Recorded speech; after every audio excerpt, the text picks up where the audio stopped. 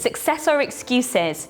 You can't have both. You can either be successful or you can give yourself a load of excuses. Welcome to Property Investing with Abby. If you haven't already, like that bell and subscribe, like or dislike the video and pop me a comment below. In today's video, we're going to talk about money, success or excuses, how you get them excuses out of the way and how you go for success. Success or excuses? You can't have both. You can either be successful or you can give yourself a load of excuses. Now this has come from my mentor. So when I first started in property and Paul was mentoring me, he was very hard and he said, the reason why you're not starting on your property journey is you're giving yourself too many excuses. And he actually said to me, you can have money or excuses, but you can't have both. You need to pick. From that day, going forward, I have built my property portfolio with the understanding that I can't give myself excuses. Now, today's video has been inspired by my second home I'm buying in Doncaster. So you've seen my Bakewell house, you're following the journey, we'll give you more on that next week. But today's video was all about my property in Doncaster. So that's a buy, refurb, refinance deal where we're lending the money from the investor.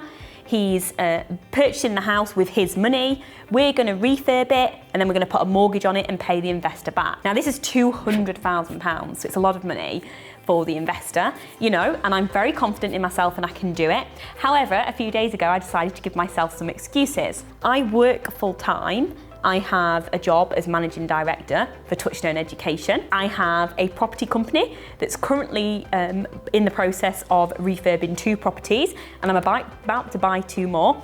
I have an estate agency, so Diamond Estates, I co-own with myself and the other owners. So I've got a fully functioning estate agency that I'm running as well as everything else. So the other day I decided to give myself some excuses. I was like, oh, do we really want to do this Doncaster house? It's going to be lots of stress, lots of hassle. Oh, with the current economic crisis, with COVID, will I be able to pay my investor back? What happens if the mortgage company doesn't do it? So I started to give myself excuses and I needed to snap myself out and think, do you know what? You have done this before. I have done this lots of times. I have lent money, I have done refurbs, and I've always been confident with due diligence having multiple exits, but I've got to stop my mindset. So today I want to give you some of my top tips of how I deal with my mindset as I'm trying to do so many things and build my wealth. Now you're all watching along because this is what you want to do. So here's my very first top tip of how I deal with it. Number 1, ownership of your success. If something goes wrong, it's your fault. If you haven't done something, it's your fault. You need to get away from the blame culture.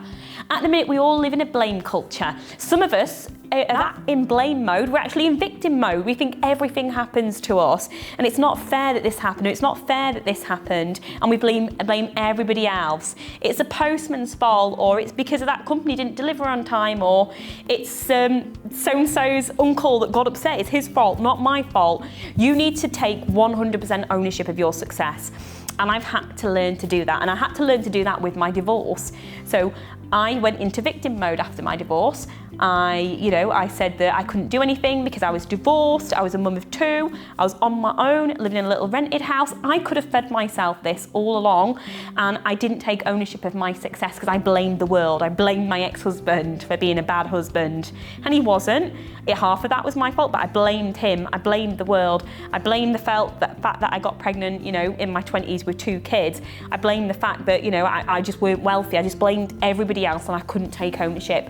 When I turned that around and when I started to blame me for everything, so I rocked up at work one day, one of my team hadn't done what I wanted them to do, and I started, instead of blaming them, I blamed me and thought, did I communicate it right with them?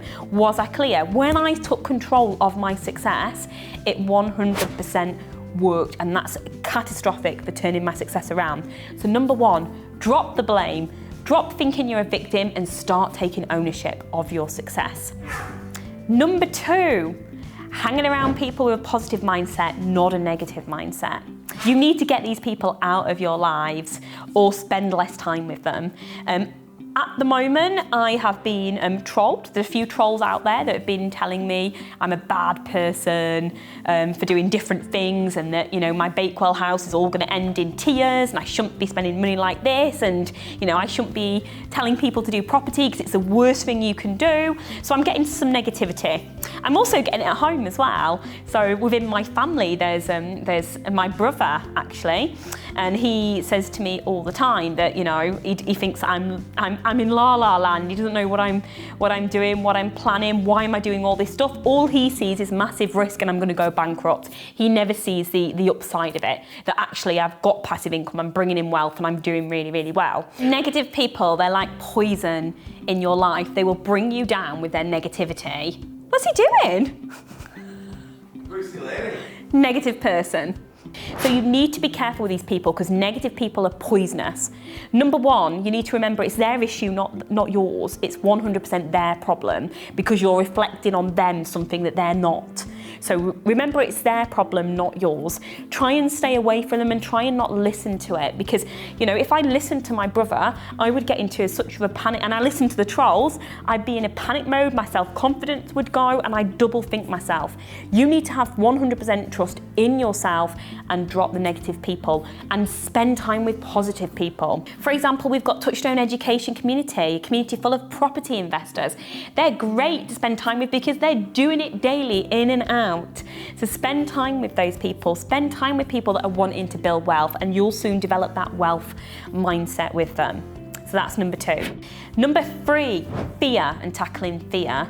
Now this is critical. This is fear of failure. Now fear is one of the biggest reasons why so many people don't do what they're gonna do, because most of us day to day are in a little comfort zone. We like being in our comfort zone, we know what we're doing, and it is fear that holds us from growing and going that next level. So fear stops us doing most things.